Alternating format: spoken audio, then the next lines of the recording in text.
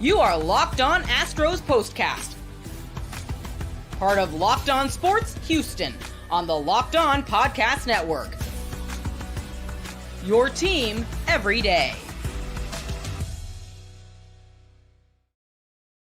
It was a Boston Tea Party all weekend for the Houston Astros as they absolutely crushed the Red Sox once again, getting a series sweep, picking up their fifth straight win. And this team, after being down in the dumps just a week ago with how they had been playing, is the hottest team in baseball at this moment and definitely the hottest team at the plate. As the bats go big today, Hunter Brown balls out, and it was a perfect weekend for the Houston Astros as they look to continue to put the pressure on the Seattle Mariners to try to keep up with their pace in the American League West. Hello and welcome to the Locked On Astros Postcast here this afternoon. Thanks for spending some time this Sunday. I am your host, of course, Michael Connor. Thank you for hitting the subscribe button and joining me every single day. If you haven't done that yet, go ahead and do that. But I've been, of course, with you all season long. I didn't realize this yesterday when we did the show. Yesterday was our 100th show on this channel. So thank you guys. 100 shows in. We're getting close to 1,600 on the subscriber number. You guys have honestly made this channel grow faster than I think I imagined it growing. And I know that our fine folks at the Locked On Network are very pleased at the growth of it. And it's because of you guys. It's because of you guys every day. And we're talking about good things with baseball with the Astros. We, of course, have Texans, Rockets, Cougs as well. So check out all those shows when we do those. We're going to have all these coming up here pretty soon, of course, because Texans will get going. Rockets will be here before you know it. Cougs as well. We'll even mix in some select basketball games throughout the Cougs basketball season too. So, again, thanks for joining today, and thanks for always stopping by. Appreciate it. But let's talk about this red-hot Astros team real quick. Before we do that, I want to remind you that today's episode is brought to you by SupplyHouse.com, which is the reliable way to get parts fast. Shop for your next plumbing, HVAC, or electrical job, and get fast shipping from coast to coast at SupplyHouse.com. So, the Astros go up to Boston. They ship up to Boston. I'm going to get in all the Boston puns today. I don't have any more. So, if you guys got any more, send them in the comments, please, because I need to probably update the Boston puns. It's a cool place. I told you that. It's wicked awesome. That's what it is. It was a wicked awesome weekend for the Astros up there. I'm sure the Red Sox fans are very happy to see them leave town today. I mean, they just went up there and abused them this weekend, flat out. I know that Friday night's game, Red Sox looked like they were going to probably end up having their way towards a victory in that one, but the Astros turned it on late, scored a bunch of runs, and since then it was, don't stop. Today, you kind of just got the feel for how this game was going to go in the first inning. And look, it's brutal to watch a guy, James Paxton, 5 pitches into the game, come off the mound, and he's an older player now, late 30s. I can't judge him. He is an athlete. He doesn't look very athletic. He's got dad bod. I'm going to imagine that there's a reason why his body gave out there, whatever it was, with the calf or whatever. I mean, the way he reacted screamed to me Achilles, but we'll see what happens with the word on him. But when you lose your starting pitcher 5 pitches, into the game today, and the Astros have been red hot, and the MO for the Astros, or the MO to beat the Boston Red Sox this season, is simply just to go out there and do your thing offensively. And if you do that, they have a hard time really keeping teams down because their pitching's not all that great. They're a winning team. They're not a bad team. They're in the mix in the American League in terms of the wild card. Are they going to be a team that ends up making the postseason? I highly doubt it. But they are in the mix. And the Astros went out there and just basically slapped them around all weekend long. And after a bullpen day yesterday, and they had to use a lot of bullpen this weekend. You knew that where that was going. It's going to be interesting to see how they, I know that you don't care necessarily, but how they respond from that, how that team rebounds from that, because the Astros do have to face them again on this next homestand. Like, will this have a holdover effect to where the Red Sox have been playing, catch up in terms of trying to get rest for pitchers over the next couple of weeks? They will be in town, the Red Sox, coming up the 19th through the 21st. So, again, just something to keep in the back of your head. Did the Astros ruin them this week? I don't know what their schedule is this week, if they have a day off or not, or if they have a day off. Well, it'd have to be this week because that's a Monday through Wednesday series at Minute Maid Park against that Boston Red Sox team. But, they really just had their way with them. I will say that one thing about this series that was very much something that stood out to me, look, it was warmer there. That ball must be, what's in the air there in Boston? Because that ball was soaring. The Astros, not only did they hit a bunch of home runs in this series, they hit bombs all weekend long. Like, I think Jeremy Pena's home run this weekend, I don't have the exact, because I don't have a StatCast. I'll try and pull up the StatCast. But Jeremy Pena's bomb might have been the shortest one of the weekend, and that one was just below 400 feet.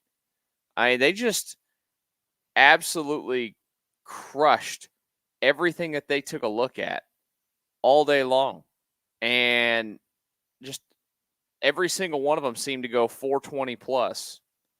Just absolutely insane what they did this weekend in terms of hitting the baseball. If they can continue this kind of streak, of course, the Astros are going to be doing pretty well. So let's see. Actually, I was wrong. Or no, that was Bregman. It was Bregman's double. I'm sorry. So Jordan's home run today, 428. Bregman, 441. Alex Bregman doesn't hit the baseball that far, like ever. Jeremy Pena's was 396. What a slacker. Absolute slacker. Yesterday's game, let's just pull up this is on, what's the date today? Today's the 11th. Yesterday was the 10th. Yesterday's game, DeCinzo hit one 437, Bregman 423, Jordan 422, Jordan 411. And then you go back to Friday night, which Altuve and Yiner homered in. The balls in that one, 448 for Yiner, 397 for Altuve. So Altuve and Pena, you guys, they should have to, on the flight down to Tampa Bay, they should have to be the flight attendants today because they didn't hit the baseball over 400 feet. Everybody hit it over 400 feet but those two, 396 and 397. Slackers. Absolute slackers. But that ball really seemed to be flying. And, it was a big weekend, of course, for Jordan. He's been red hot hitting the baseball over the fence. We talked a lot about him yesterday. Alex Bregman it's a huge sign for the Astros. And I talked about the mechanics of his swing yesterday and how important it is to me that you see him finish with the hand off the bat, one-handed finish. I think it tells a lot about how he's getting through the baseball. That's when he's at his best. That's what he's always done. And he's doing that right now.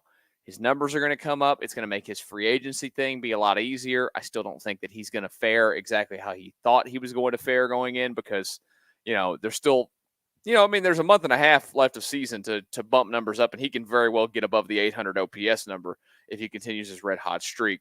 I know that that's not to worry about, today, but if they're getting that production out of him, this team is that much better, and it's finally sounding like the Astros are creeping closer to getting Kyle Tucker back, that he's going to join the team down in Tampa for this series.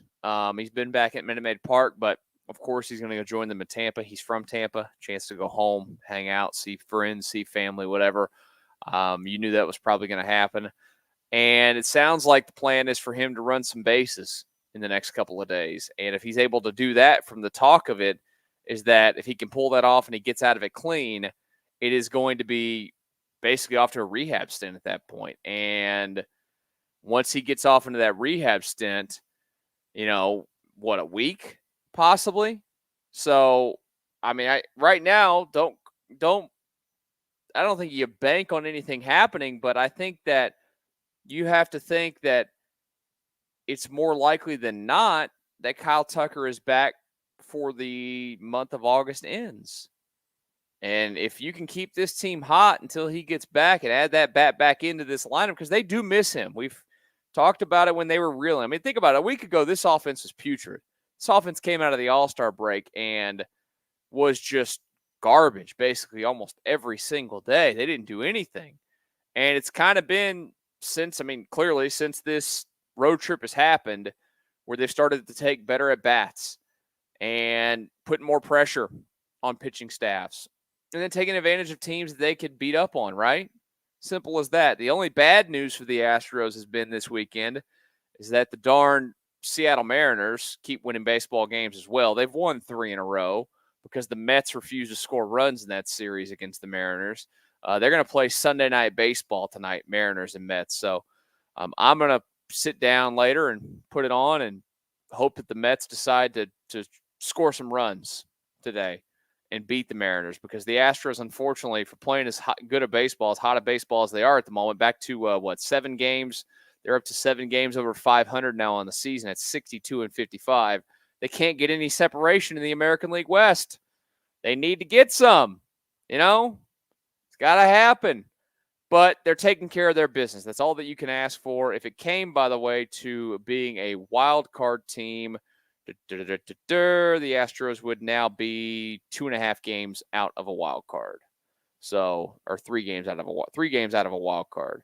No, 2.5 games out of a wild card right now. So, that's something that is actually back in play, which is a good thing. That there is a chance, at least, that if you don't win the division, the Astros could be a wild card team in this American League. But you want to win the division. We all know that. You want to win the division. They're not going to finish with one of the top records. They're going to play in the wild card round no matter what.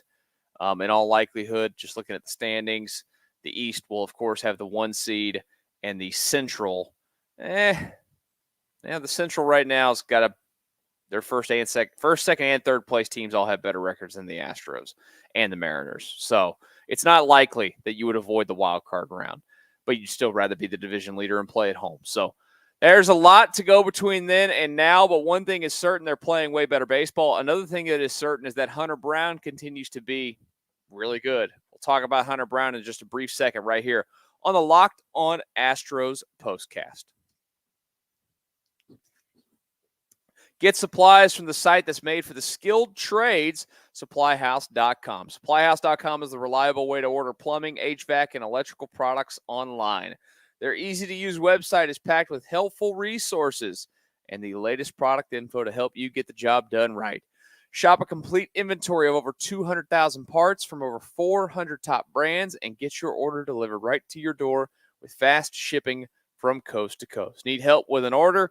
Get an expert support and industry-leading service from the friendliest folks in the business, and talk to a real person every time. Pros in the skilled trades can get a competitive edge by joining SupplyHouse.com's free TradeMaster program. Every TradeMaster gets access to a dedicated phone line, free shipping, and discounts on every order. Join the thousands of trade pros already benefiting from their free membership at SupplyHouse.com/TM and order plumbing, HVAC, and electrical supplies from anywhere with just a few clicks at SupplyHouse.com. Locked On Astros Postcast rolling on here on a Sunday afternoon. Thanks for taking some time out of your day to come and watch this show after the Astros sweep the Boston Red Sox. I, of course, am your host, Michael Connor. If you don't know me, well, I've been covering the Astros for a very long time. Used to be in radio forever. Now I'm here with you guys on Locked On. We do this every single game. If you're new to the channel as well, please hit that subscribe button. I would always appreciate it, whether you're watching this live or later on in the recorded version of it. I'm telling you, we're creeping towards 1,600 subscribers. We're going to get there this week. So hit that button. Help us out. We do appreciate it. Makes this channel continue to grow. And I love having you guys here every single game and firing off in the comments as well. I have not gotten to all you guys today. Like, how about this? We'll just run through a couple real quick. Yeah, where is David? David, where are you? We need to hear from you, David, our number one player hater here on the channel. If you don't know who David is he finds a way to complain about everything. Simple as that. That would be nice to hear from David. I agree with this comment right here. Yes, the Mets do based on the way that they've played. Hopefully they don't play like that tonight. They got to show up and do something against the Seattle Mariners tonight to help the Astros out. That would be great. Here's one more for you. David is in church praying for another World Series championship. I hope David is in church. Feels like he might need Jesus, the way he hates on Yordan Alvarez. So appreciate you guys jumping in here again, watching the show, listening to the show. Get in here. And of course, you can fire your comments in, and we'll get to some of them throughout the show as well as we do this live. If you're looking for this show, by the way, on podcast, you can find it anywhere that you find your podcast. Just search Locked On Astros. You'll get this podcast and the Locked On Astros podcast. Eric and Brett doing a fantastic job as well. Check them out. Check this show out. It's free anywhere that you get your podcast when it comes to the audio form. So go and check that out as soon as you can. Those are uploaded as soon as this show has ended. Hunter Brown today, dominant again for the Astros. Now, I know that he could not get through that sixth inning, came out and loaded the bases today for the Astros there in that spot. And he was not pleased about not, getting out of it and not being able to work through it. It was the right move at that time for Joe Espada to go and get him. We all know that he is priding himself now on getting deep into baseball games, something that he has really done for this team consistently now for some time. But at 5 1/3, the first 5 innings were downright filthy. He racked up 9 strikeouts today, only gave up 5 hits, only walked 2. 3.96 is his ERA on the season, but moves to 10-7 on the year. We've kind of gone back and forth on this, which, by the way, one more win for Hunter Brown ties his career high for wins on a season, which was last year when he was not very good in the second half of the year, but he did have 11 wins last season, and he's up to 127 1/3 innings this year and 139 strikeouts in those innings. So that number continues to go in the right direction. Everything about his season continues to go in the right direction. And, I go back and forth on it. Where would you slate him when it comes to starting a postseason game? I don't think he's going any further behind than 2 at this point. I would assume, matchup driven as well. Framber Valdez still gets the call in a game 1 type of scenario, but I can't see Hunter Brown not being number 2 based on the way that he's gone. Verlander's about to come back. He's going to make it sounds like one more rehab start. He pitched pretty well in his, 3 innings, gave up a run yesterday for Sugarland. It was okay. It was pretty good, considering. But considering that he is not the same pitcher that he once was, I don't know that you can just automatically be like, hey, JV, here's game 1 or game 2. He's got to come back, and he honestly has to pitch that way down the stretch in the last month and a half to prove that he's worthy of being a top 2 starter in a postseason series. And again, if this team ends up, in all likelihood, playing in that wild card round, even as a division winner, that's a best of 3 situation. You're going to have to go out there and put your best on the mound based off performance, and it would be a mistake to not do that. And you could always make the argument, you have Hunter Brown available out of a bullpen for one of those guys, yada yada yada, whatever it might be. You want to save him. You don't ever go into a series trying to save anybody because you got to go win a series. That's the most difficult thing to pull off, is to get a series win. But he has just completely turned his season around and the thought process around, and it feels like every time that he goes out now, that continues to grow. He continues to add to the confidence that I have in him, that I'm pretty sure all of you have in him now. Like when I see that his name pops up on the screen for he's going to take the ball in this game, in this series, I feel like that's a game that the Astros should win. Why wouldn't you feel that way? He's pitched that way consistently now for 2.5, 3 months, basically going back. I forget the exact date. It was probably from the start against the Angels on the 22nd of May. And since then, it's been great. He's only had 1 really bad start out of all of them. I mean, honestly, just run through it real quick. Earn runs in all these starts, starting with that Angels game back on the 22nd of May. That was 2. Then he went 1, 3, 0, 0, 1, 0, 0. Had the 7 he gave up. Did find a way to go 6 innings, though. 2, 0, 1, 4, 1, 2. That's dominant. And his innings in all these were basically 6 at least. Every time 6, 6, 6, 6, 7, 6, 6, 6, 6, 6, 6, 6, 5 2/3, 6, 5 1/3 a day. He's been awesome. And his strike percentage today was incredible again, which is a huge, huge thing for him to continue to build upon. And if he can do that, throw those strikes consistently, his fastball was, I think, about a mile and a half faster today on average than it has been for the season, which is a little bit interesting. And he was throwing it a lot, and it was really good today. You can't say staff ace. I get that because, there's multiple guys. It's hard to pick staff ace on this team. There's nobody that screams typical staff ace. But the way he's pitched, he's right there with any of them as the guy that is the best starter on this staff. It's a lot of fun to see a turnaround. It's a lot of confidence in terms of how you feel about this franchise moving forward with pitching depth, because he's finally getting to the stage of, when he came up, all the hype that came with him, feels like he's finding that high. He's finding that level of where the hype is, where he's going to match that hype for the rest of his career. Big thing for the Astros. Big sweep for the Astros as well today. We got a lot more to talk about, of course. Thank you guys for stopping by and saying hello. Again, if you're new to the channel today, please, I would appreciate it if you hit the subscribe button. You can come back tomorrow. We got 3 straight days of this series against the Rays before the day off on Thursday, and they're all earlier starts. We're going to talk a little bit about that Rays series, take a look at the pitching matchups in it. It's going to be difficult, of course, going down to a place that nobody shows up to watch baseball games in a building that the Astros have not always fared very well in. But we'll see if they can do that this week. We'll talk about that in just a brief second here on the Locked On Astros Postcast. Ibotta, are you taking that dream vacation this summer, but dreading the cost? With Ibotta, you get cash back on all your purchases so you could spend more time making memories this summer and less time dreaming about them. Ibotta is a free app that lets you earn cash back every time you shop.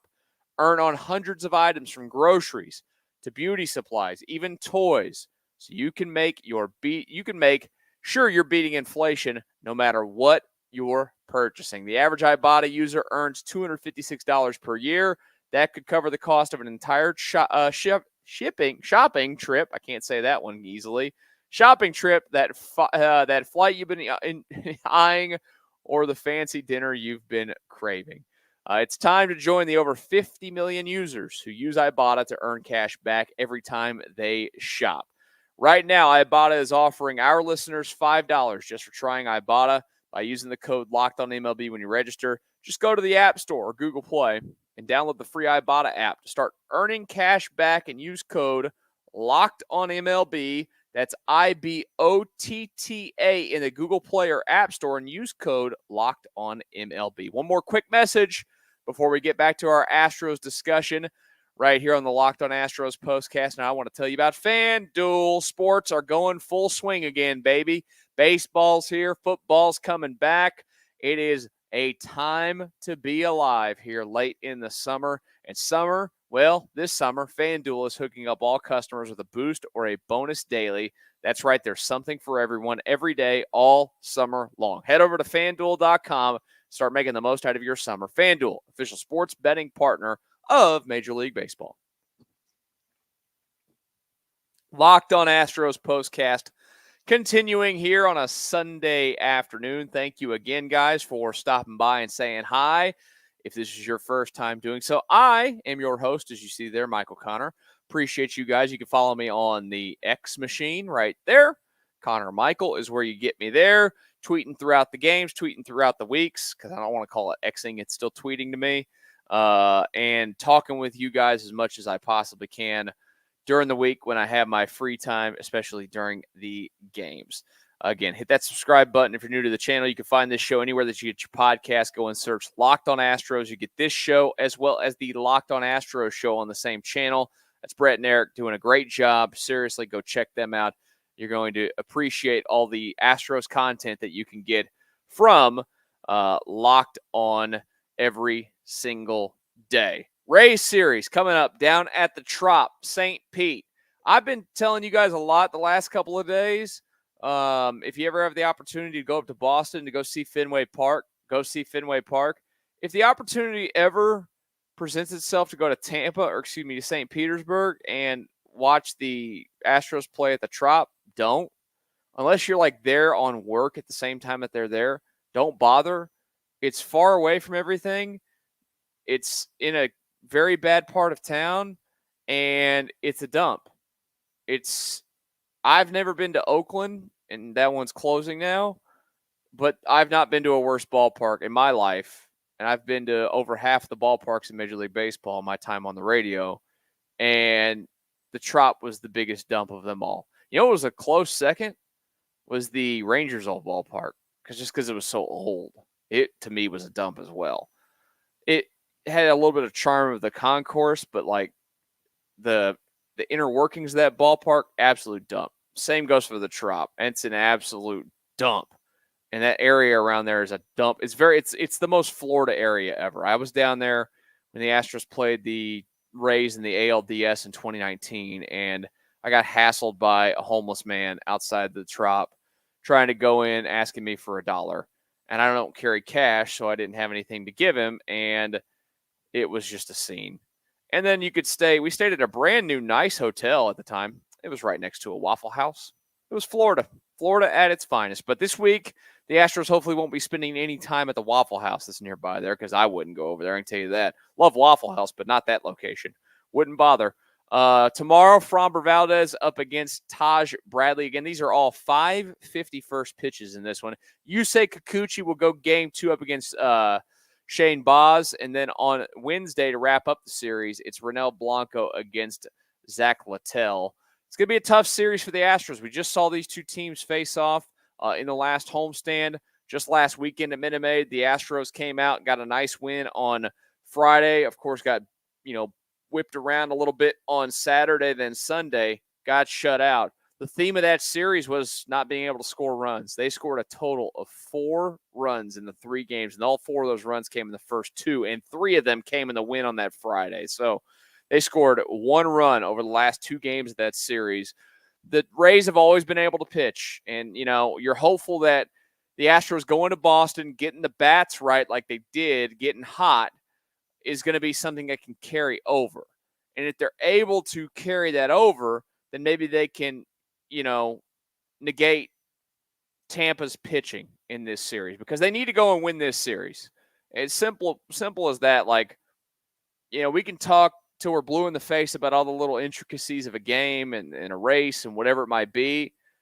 At this point of the year, where you're basically tied at the top on a daily basis with another team for the division lead, you have to just simply keep going out there and winning series. That's what it takes, right? And they've done that this weekend. They did that in Texas, or in Arlington, against the Rangers. And this is a good chance to finish up what's been a very strong road trip so far. 5-1 so far on the trip. Winners of 5 in a row heading into this. A chance to go ahead and put a real stamp on it and come back home with a lot of confidence for 2 series against 2 teams that you feel like you should crush as well, in the White Sox and the Red Sox, just based off the way that they just played against the Red Sox. And then, of course, the White Sox being the biggest disaster of a team in baseball, before the Astros will head back out on the road, by the way, after that quick 6-game homestand for a tough road trip at Baltimore for 4, and then at Philadelphia, which, if you didn't see the note for the Baltimore series, that Sunday game, the 25th of August, was picked up for Sunday Night Baseball. So we'll be doing that show in the evening instead of the afternoon for that one. But as always, tomorrow when the game wraps up, you will head right here to this channel to join me for the Locked On Astros Postcast.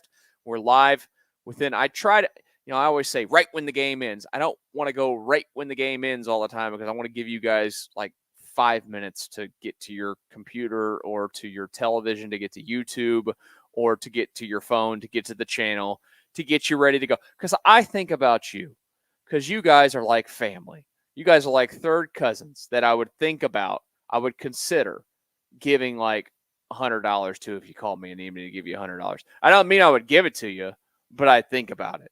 And I appreciate you guys being here on a serious note every day, watching this show. The numbers have been incredible lately. It seriously helps this channel a lot, like you don't even know. And please keep hitting that subscribe button. helping us out and coming back and watching it with us, because I want to hang out with you guys. It's always fun to talk Astros baseball and to get into it every single day. So you guys go ahead and enjoy the rest of your Sunday afternoon. We'll talk tomorrow evening after the Astros and the Rays right here on the Locked On Astros Postcast.